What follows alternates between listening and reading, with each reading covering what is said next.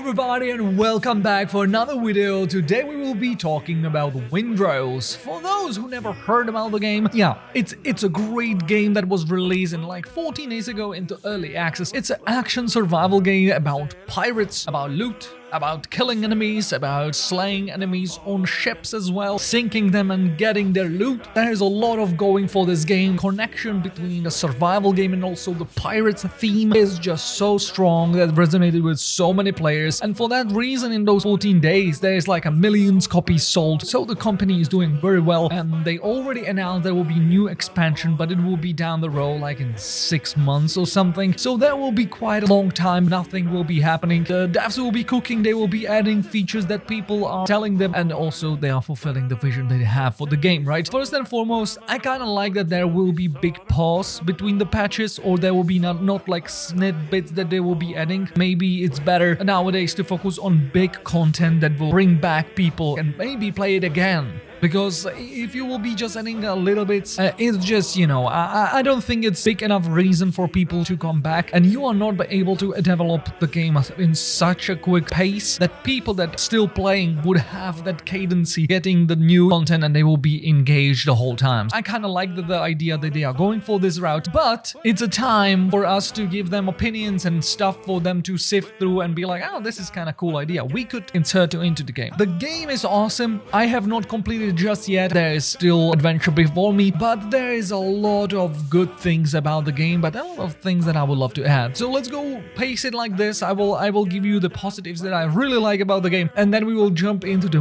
negatives. But the negatives are kind of like things I wish to change or add it during the early access time. As I was saying, the game is fantastic. It's really throw you into that theme immediately. You're feeling like a pirate. You are wash ashore. You need to scavenge for a coconut to have your HP increased. With the rusty saber, just kill few enemies, just get your bearings. Also create your own shack, small building that you have, and start do those crafts. After a while you will just go through it, right? You will slay enemies, you will learn the ropes, and then you will find your own big ship that you will repair, and then you are free to go anywhere you want. You are exploring the seas, you are fighting ships, you are exploring the ruins and stuff, those islands. So this is kind of cool, right? Because you are running around, you see the island, you will go ashore, and then you exploring, and there are points of interest that you can find, and you will find, for example, new weapon that will unlock for you and that you will be able to craft it after that, but also new resources and stuff that you will uncover. So the theme and also the pacing of the game is really spot on, and I really have a good time. And I feel a lot of people have a good time because the positive reviews are there. A lot of people are talking about the game really fondly, and they have not really a lot of complaints about the game. So that's a good cue, right? Right there. So let's jump into those positives, even though I praise the game quite a lot, but let's go for the specifics and then we will go for those negatives, right? What I really like that they went for some quality of life things immediately. You don't have to really build towards it. It's just their baseline, and that's auto picking. For example, if you slay something, it will automatically transfer to your inventory. You don't have to click on the things on the ground. Immediately after that, they added crafted from the chests. Now you are able to just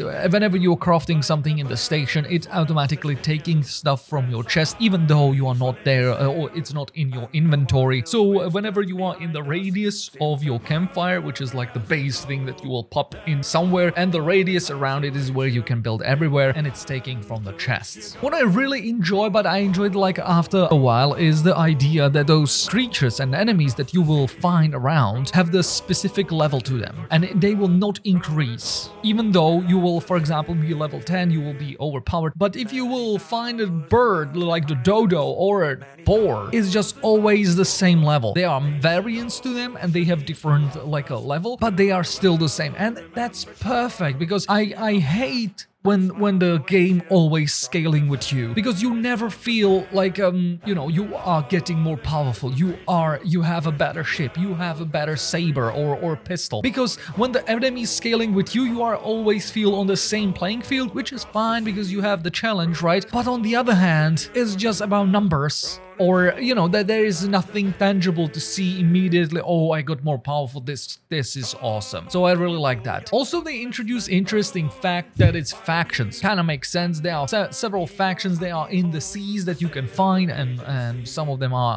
enemies, some of them are friends. And with those friendly ones, you can trade, and it's kind of cool. I like the simplicity when they kind of tone down the survival elements towards like the baseline, which is awesome because you can really dive like in, you can understand it really clearly, and there is not much like a, you know, not really like a depth to it that you will be like confused how exactly it works. In the faction, it works like two ways, that you have two things that you kind of focusing on. One is insignias, which is dropping from the enemies.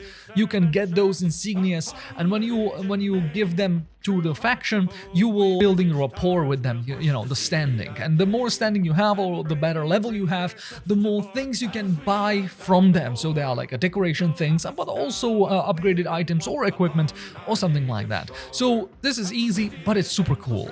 On the opposite side, the second part is that every single faction wants some goods. Someone medicine, someone provisions, someone trophies from enemies, someone the treasures. And these things you can sell them. So you have find them all over the world. When you, for example, go deep dive into the temple, you will find something like a treasure, and you can give it to this, and they will give you money. And for those money, you can buy those decorations and stuff. So the easy approach to it is really fine, and it's really nice. You're going, you will sink the ship, you will get the provisions, which is only for that reason. It's not really that you are going into your base, you're taking the random potatoes and stuff, and you are going to these factions like, hey, do you want my potatoes? No, it's just that, hey, they want provisions, and provisions is a box that you will find somewhere.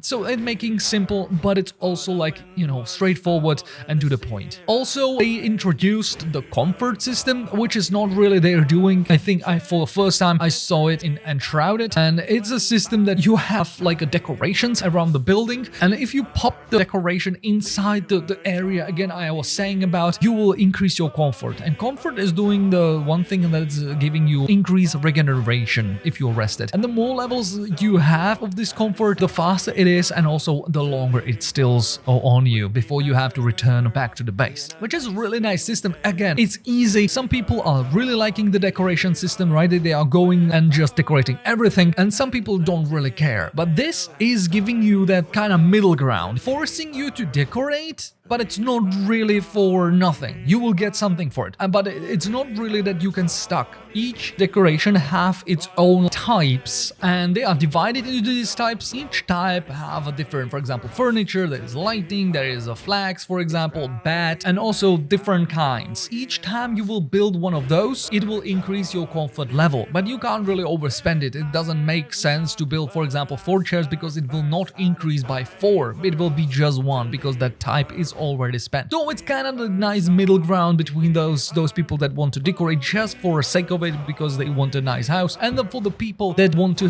have some benefit. So with this kind of approach, it's gonna make a lot of sense, and it's really easy to use, and I like the system a lot. It's a great system. Also, what they've done in this game, and I really like, is like a discovery system, and that's like a main progression of this game. Whenever you arrive on the beach at the beginning, you are going into the island, and you are just, you know, plucking everything. You are cutting down wood. Whenever time you will get a new resource, it will uncover new recipes for you, and you can see it clearly on the menu. What have you not discovered, and what have you discovered already? There are key ones, and then major ones, and then just minor ones. And these discoveries is kind of pushing you forward, because you know what have you not found in the biome just yet, and what is about to happen in the future. Again, simple system that it's kind of makes sense, get you to the point. It's not really complicated, but it's get the job done, and it's pushing you forward to the game, and I really like it. So discovery system is nice. What I'm being caught off guard, and it was really pleasant surprise, even though it's not really feature for me, it's a pre-built structures. I have never seen it in any survival game just yet. Maybe I have not played all of them, but I played quite a lot. The system is kind of simple. It's just a tab that you can go into, and there is a harbor area, there is your build shack, small building, and there is a house. Just simple as that, but you can click on it and you can place the whole house down with roof, with everything. You just need resources for it. And I really like this idea. Hopefully they will push it a little bit further. I would love, for example, like a storage, you know, and you will place the storage. You will see like the harbor, and you will place the harbor. I don't know, just as simple as that, because there are a lot of people that don't like the building thing. They don't like the build stuff. They like to explore. They like, for example, even to get the materials. They don't have it in the mind to build something, they just don't care. They are caring for the other aspects of the game, and I feel this could be a really nice way for them. Just, you know, I don't want to care about this. I want to have a roof above my head to get those decorations in, to have my buffs, and I want to go out and explore. So it would be nice if, for example, with the standing with the factions, you could earn more of these pre-built structures. People would be like able to get something going, maybe get the inspiration inside the game. They see the structure and they will, okay, I will add another part of this building afterwards, right? But they would have something to go from, and I think it's a brilliant thing, and they should go a little bit more into this during the early access. Also, what I really like is a small feature. It's a drag when you're building. So when we are on the building spot, whenever you're building, for example, the walls, you can hold the button and you will just drag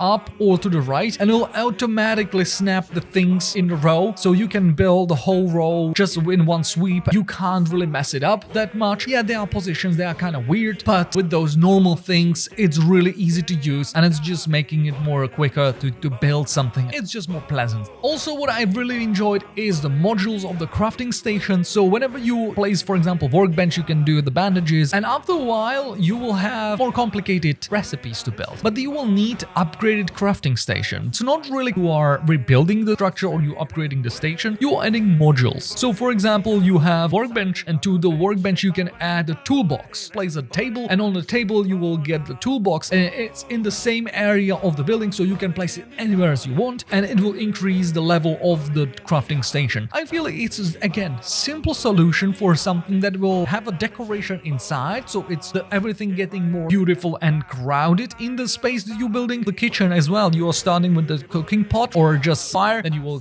place the cook pot, right? And then you'll have pans and stuff, then you have like spices, and you are placing those around, and it feels more and more like a kitchen, and it's just a great system. Again, it was used in the Enshrouded. I just feel this is a brilliant move to do something like this. Also, what I really like is that after you are going with the factions, you will get to the guy that you can like buy a merchant, and the merchant will spawn into your city. You have his table, and you can start trading with him. So you will give him money, and he will give you some resources, and you have to kind of like find the paper for it, you know, that you have the allowance to do it. It's a kind of progression, but it's kind of cool that you are crowding your area with the people that have specific jobs or things to interact with for, and I think this is really nice. Also, what I have to add to it is that you can hire other people that will be hovering around, and they will give you benefits. For example, you will hire a cook, and from that point onward, whenever you cook, you have 50% chance that you will get a double result. It's another guy that will be standing in your area. You don't have to do anything for him. You don't have to have his bed. He will just walk around. He will just do his thing. If there is a chair, he will sit. If there is some bed, he will lay. So you can kind of create their own spaces, but you don't have to really do that if you're just focusing on getting forward and get those benefits and don't care about anything else. So that's a good system. Also, what I found in this game really nice is the grinding in this game is well balanced. And what I mean by that is I have never had that feeling that I am spending too much time on one thing. For example, if you go for copper, you will just spend 10 minutes, mine a whole thing, and then just go out and you have a lot of ingots. The same with the other resources. For me, I have not felt like it's really tedious. I need to spend so much time on the cutting down wood to be able to do anything. And I feel that balance is kind of nice. So that's cool. And one more thing that I found recently, and it's really surprised me, is that there is a companion that you will find, and you can summon him and he can help you in the fight. And immediately if I saw that, I was like, oh my god, that would be so cool if you could summon your pirates, right? Because you will have the crew on the ship, but you're using it on the boarding, but you are not really using them anywhere else. And I would love for you to be able to have an officer that you will hire, and you will have his summoning thing, and you will be able to spawn him into the ruins, that you will be able to attack the other camps of pirates with more people than just yourself. I think that would be great addition to a theme, that you will have those adventures with the other NPC pirates on the island itself, because you can play it with other people. It's a co-op, so up to 4 people, up to 8 people, yeah, up to 8 people can play this game, even though it's balanced for 4, what I heard. You can have other people play with you, but if you don't, you are kind of alone. But so the NPC kind of thing would be awesome, a middle ground if you don't have the other people to play with, but you don't want to be on that island just alone. So So maybe that would be a nice thing to progress towards in the future. So there was some kind of like a summary of the things positive that I saw, and I was like, yeah, this is nice, this is awesome, I like this a lot. And now we are just turning our eyes towards the negatives, not negatives, but maybe more things that needs a little bit more focus, more care in the future, in the early access, to polish it whenever it will be released. Let me know down below in the comment section if you agree with those positives that I had, and also if you have another negatives to add. I should stop saying negatives, but another features that you would like to see or change in the future. So yeah, let's down there. Let's go through negatives. So first and foremost, I have to say it immediately, because that's the biggest pinpoint that I have in this game, is farming. I just don't like it. It's just, I don't know, it was so much clunky than it's supposed to be. Like the whole principle of the farming is that you will take the seeds that you will find whenever you will cut down a variety of things around the world, you will bring it home, you will find farming plots, you will plop them down, and you will just spam things on top of it. It will grow and you will harvest it. You will get the seeds back and you are doing it all over again.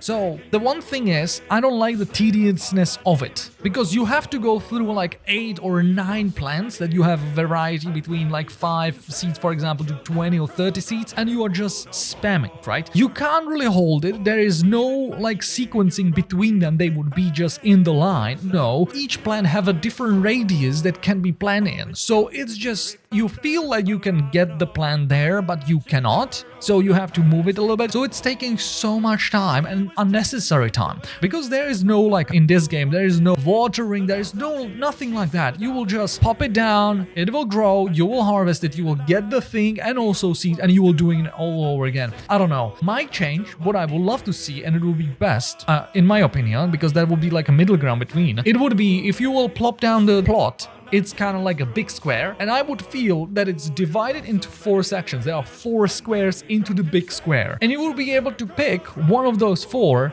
to plant the seed in. You would be able to use the snapping feature on it, as I was saying about the hold and drag on the building things. You could do it for the plants as well. You would just hold it and you would go, and it will be just spaced immediately, absolutely perfectly, right next to each other. You could turn off the snapping, right? So you would be able to create something more maybe ordinary or casual. For use, for quality of use, it would be perfect. You would just go and you would have all your potatoes down, and now everything would just grow out nicely, you know. And because this is mess, and I would love to see a little bit of care for this. It was really like something that I was like, yeah, I don't like this. There are so many good things about this. This is not one of them. One thing that is a small thing, and is marking items in my inventory. I have a 9 things that you can use, right? The bar that you can use the items, but sometimes you have more items that you kind of want to keep in your inventory. Lantern or shovel or something like that, or food, your favorite food that you have in inventory and you don't want to have on the bar as a quick use because you're using it once in a while. I would love to have a feature that you will mark it, and every time that you are using the automatic deposit to the chest, because you can just run, and every single time in the chest that there is something similar that you have in inventory, it will automatically move, but it will take your stuff as well. It will take your lantern. So I would love to mark it,